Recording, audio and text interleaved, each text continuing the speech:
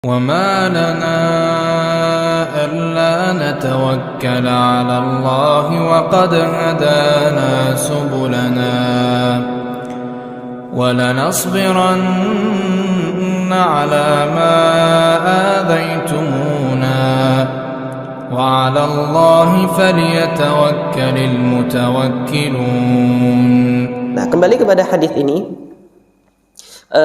Kemudian Nabi SAW menyampaikan, afala u'allimukum syai'a, tidakkah engkau menginginkan untuk aku ajarkan sesuatu, kata Nabi, tudriku nabihi man sabaqakum, yang mana kamu bisa mencapai derajat orang-orang sebelum kalian, wa tasbiqu nabihi man ba'dakum, dan kalian juga akan melebihi dan melewati orang-orang nanti yang akan datang setelah kalian.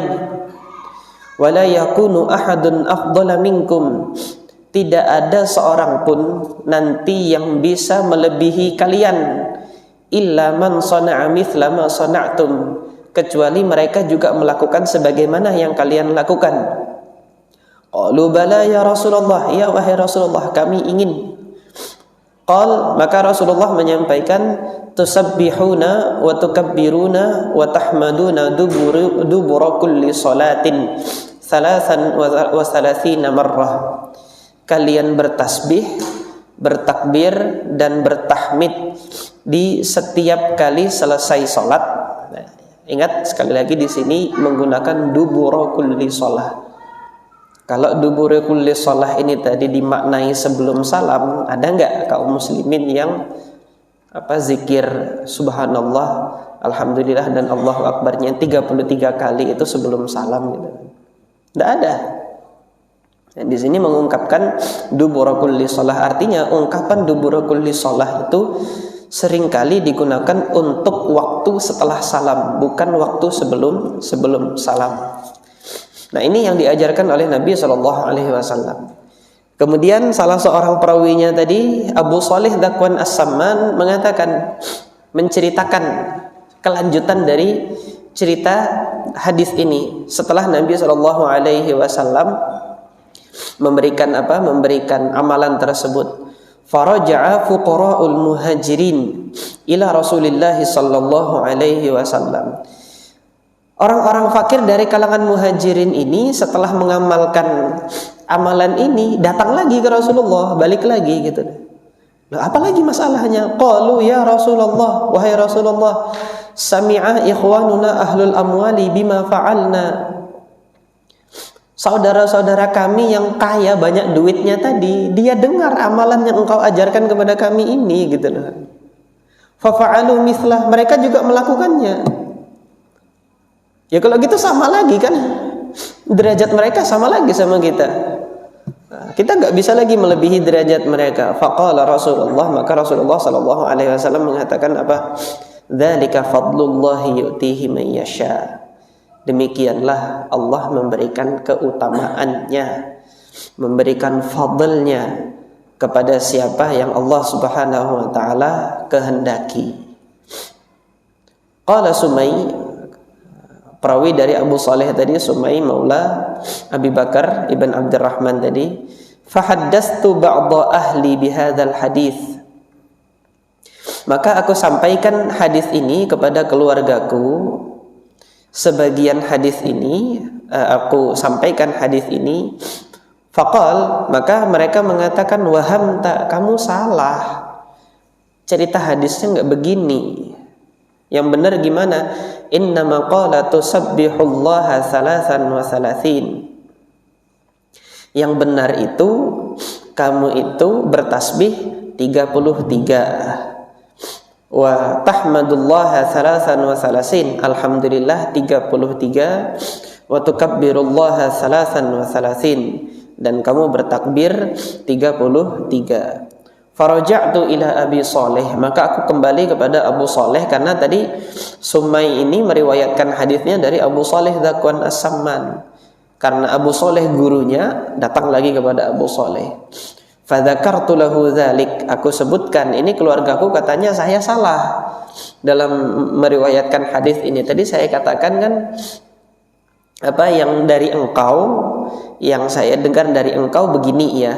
Jadi yang duluan tasbih, takbir, kemudian tahmid, ini langsung 3. Jadi subhanallah, wallahu akbar, walhamdulillah, ini dihitung 1, kemudian 33 kali.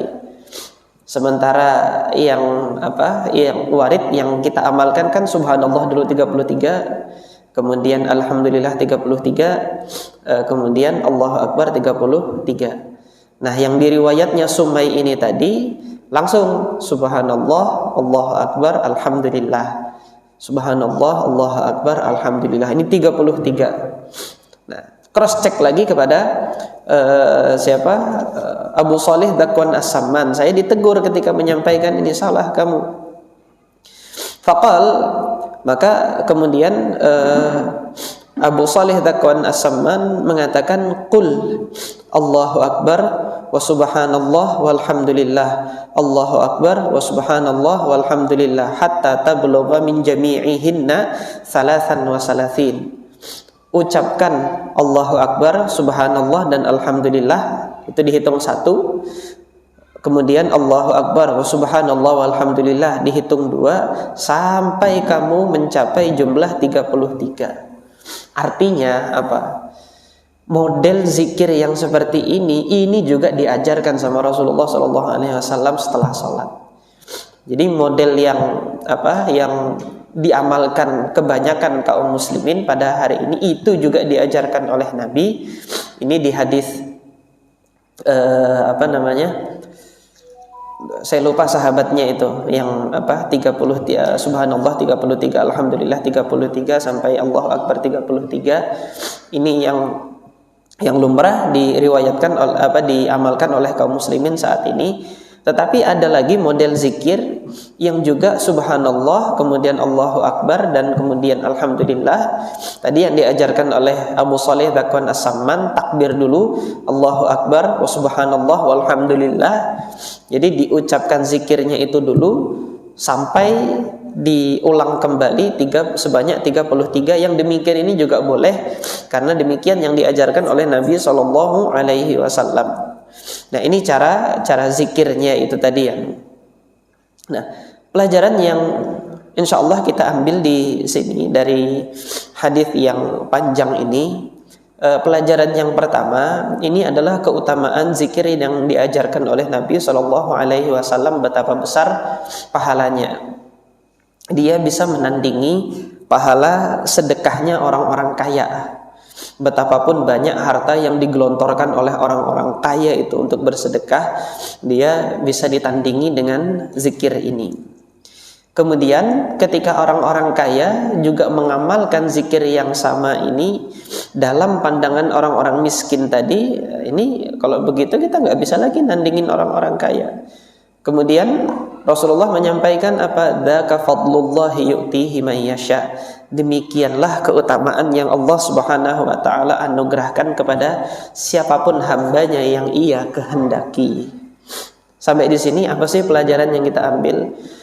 Rasulullah SAW menuntut kita untuk ridho terhadap apapun yang ditentukan oleh Allah Subhanahu wa taala bagi kehidupan kita. Ini kan seakan-akan orang miskin ini nggak ridho dengan ketentuan Allah Subhanahu wa taala, bahwasanya orang kaya bisa begini, bisa begini, bisa begini. Tetapi nanti jangan salah gitu loh, orang miskin pun Allah berikan ketentuan yang nanti orang kaya nggak tahu ada keutamaan yang ada pada diri orang miskin itu gitu. Nah, nanti jamaah sekalian bisa dilihat di dalam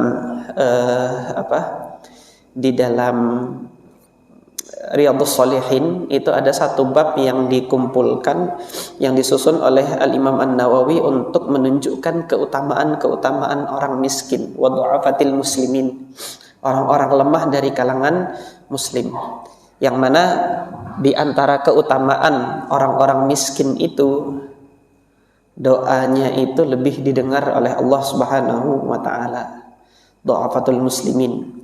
Oleh karena itu perintah Allah kepada orang-orang miskin yang menerima sedekah itu untuk apa? Untuk berdoa. Yang Allah kalamkan di dalam Al-Qur'an kan, khudz min amwalihim shadaqatan tutahhiruhum wa tuzakkihim biha wa sholli alaihim. Ambil, ini diperintahkan kepada Nabi SAW, wahai Muhammad, ambil sedekah itu dari mereka. Rasulullah mewakili, amil itu mewakili orang-orang miskin. Jadi berdasarkan ayat ini, amil zakat itu adalah perwakilan dari orang-orang miskin. Jadi begitu zakat itu sampai kepada amil, orang itu sudah terhitung menunaikan zakat gitu. Nah, ketika sudah sampai kepada amil, itu sudah tertunaikan zakat karena amil adalah wakil dari orang-orang miskin. Nah, Allah Subhanahu wa taala perintahkan Nabi Muhammad untuk berdoa di situ, washolli alaihim. Doakan mereka, inna sholataka sakanul lahum. Doa kamu wahai Muhammad adalah ketenangan bagi mereka. Nah, dalam hal ini karena Rasulullah pada saat itu sebagai amil, dia wakil orang-orang miskin, maka isyarat yang lain dari ayat ini adalah doanya orang miskin kepada orang kaya yang menyedekahkan kepada mereka itu ketenangan bagi mereka. Orang kaya itu di antara kekurangannya yang Allah berikan ketentuannya kepada mereka, dan Allah Subhanahu wa taala tidak memberikan itu kepada orang miskin adalah ketenangan. Orang kaya nggak bisa tenang seperti orang miskin. Ini di antara kelebihan yang Allah berikan bagi orang miskin. Ya nanti lihat aja yang kaya sama tetangganya yang miskin tenang mana gitu loh. Miskin yang beriman, bukan miskin yang tidak beriman gitu loh. Miskin yang sabar karena imannya dia sabar dengan kemiskinan, kemudian ridho dengan ketentuan Allah. Beda dengan yang miskin, dia nggak sabar, kemudian karena tidak ada keimanannya, akhirnya apa? Utang sana, utang sini, datang ke bank, datang ke rentenir, ya sama, nggak tenang dia. Nggak tenangnya kenapa? Nggak ada keimanan di situ untuk bertahan, bersabar dari jerat riba gitu. Akhirnya malah tambah terjerumus. Nah, ini yang kita ambil pelajarannya dari hadis ini, hendaknya kita ridho terhadap apa yang Allah Subhanahu wa taala berikan ketetapannya itu bagi takdir kita masing-masing. Nah, nanti mereka yang kaya ya juga jangan iri sama orang miskin gitu loh. Allah Subhanahu wa taala sudah memberikan Anda kekayaan gitu.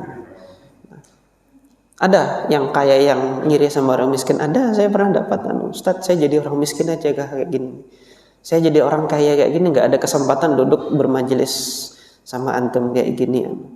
Saya jadi orang kaya gini kalau sudah ada tugas harus keluar kota, saya keluar kota. Nggak sempat untuk duduk bermajelis bersama antum kayak gini. Ya saya katakan sama beliau, kalau antum sekarang miskin, antum bisa nggak bangunkan panti asuhan di sana? Iya ya, tidak bisa ya. Ya sudah, bersyukur dengan apa yang Allah berikan kepada antum. Yang miskin Allah jadikan miskin seperti itu karena supaya yang kaya bisa bersedekah gitu. Semuanya nanti dijadikan kaya, orang kaya sedekah sama siapa nanti gitu. Yang miskin Allah berikan ketetapan dia miskin karena nanti untuk mendoakan mereka yang kaya itu. Kalau semuanya nanti Allah jadikan miskin, yang miskin dapat uluran tangan dari mana gitu kan. Allah jadikan hamba-hambanya ini ada yang punya kekuatan di sini, ada yang punya kelemahan di sini. Yang punya kekuatan di sini dia menutup kekurangan yang lemah di sini, dan yang kemudian yang di sini bersyukur kepada Allah Subhanahu wa taala dengan mendoakan saudara-saudaranya itu, memberikan uluran bantuan kepada mereka. Demikian seterusnya. Mungkin sampai di sini, insyaallah ada sisa waktu, silahkan bagi jamaah yang kiranya ada pertanyaan kami